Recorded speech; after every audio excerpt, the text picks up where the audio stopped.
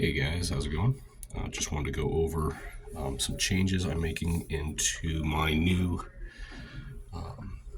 Thinster. These are going to be rolling changes, so if you order one, should be incorporated in it unless you request it to not be. On my standard Thinster line, I use I have been, this is an old prototype that I've been carrying around for a couple years now, but my version 2.0, I wanted something that had a little bit better retention of the cap for the pocket.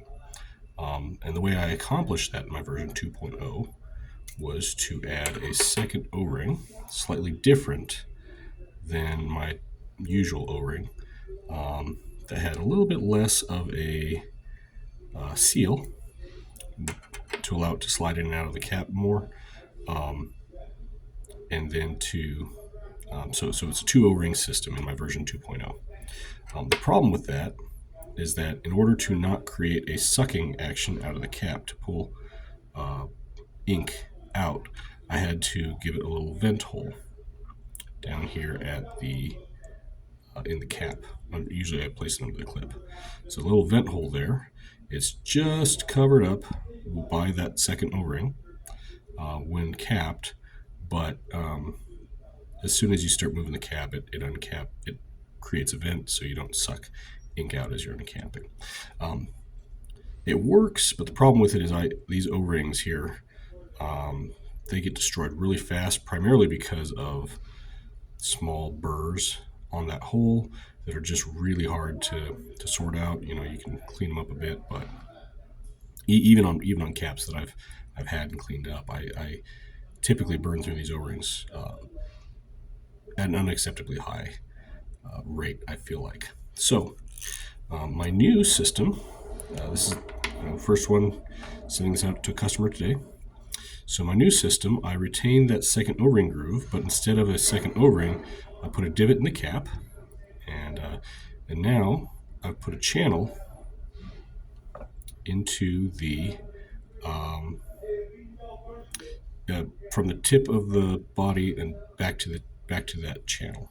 So you take that divot, you line it up with any of those channels, and then you just twist it into the groove, and that divot will prevent the cap from uncapping in your pocket. It only requires one O-ring. That O-ring there is not going to get chewed up by the capping and uncapping process, because it's just a very, you just compress it, you twist it a little bit. It's not going to wear out quickly like the that second O-ring was doing on my version 2. So this system, I feel like, is an improvement.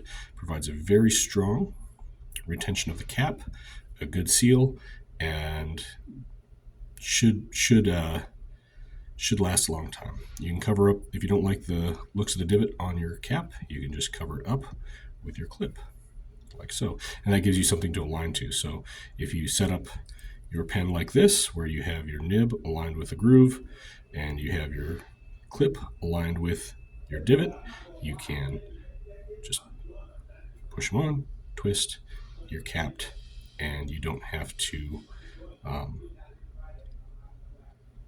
you don't have to sit there and look around too hard to figure out how do I get everything lined up. If you come in a little wrong, you can just kind of twist it, line it, twist it again.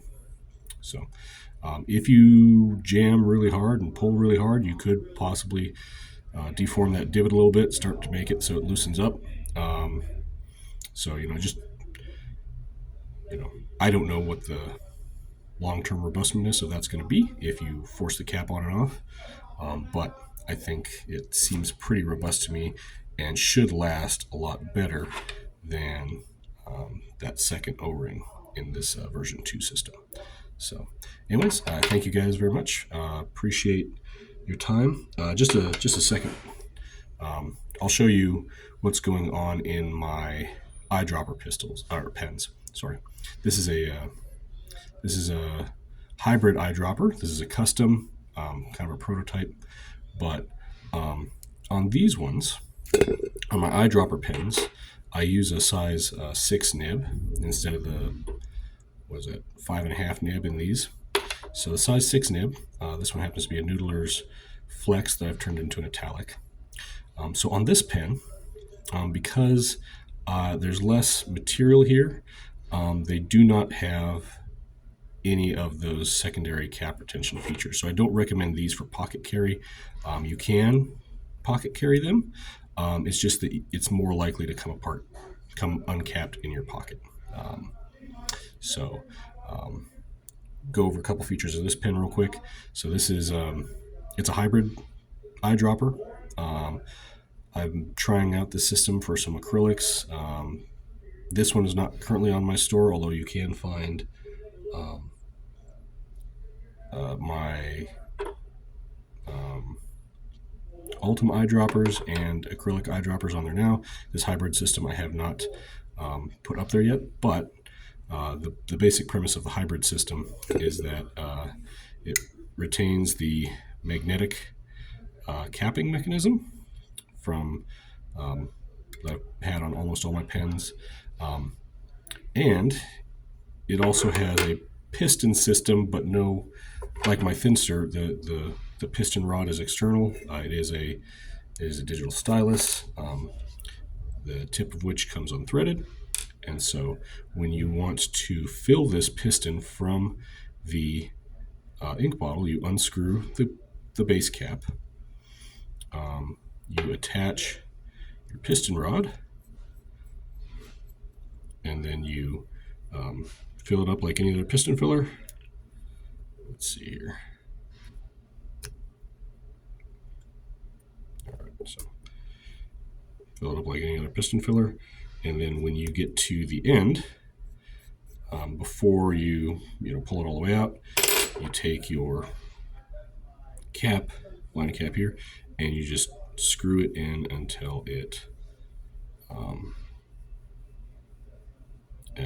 pulls that piston all the way up. Now that piston is locked back here, so you have a similar capacity to an eyedropper, but with the convenience of piston filling and seems to work really well on these pens. It does not allow you to purge this system because you can't once the air starts replacing the ink in here, the piston's locked in the back. That's what's holding your cap on. It's a pretty solid, that's not going anywhere. If you grab it really hard, you can pull that piston out and spill your ink everywhere. I don't recommend doing that, but it's not going anywhere. It's a good solid connection. So anyways, this is a prototype in my acrylics, and anyways, if you want one of these put onto any of the acrylic pens in my store, just let me know in your order.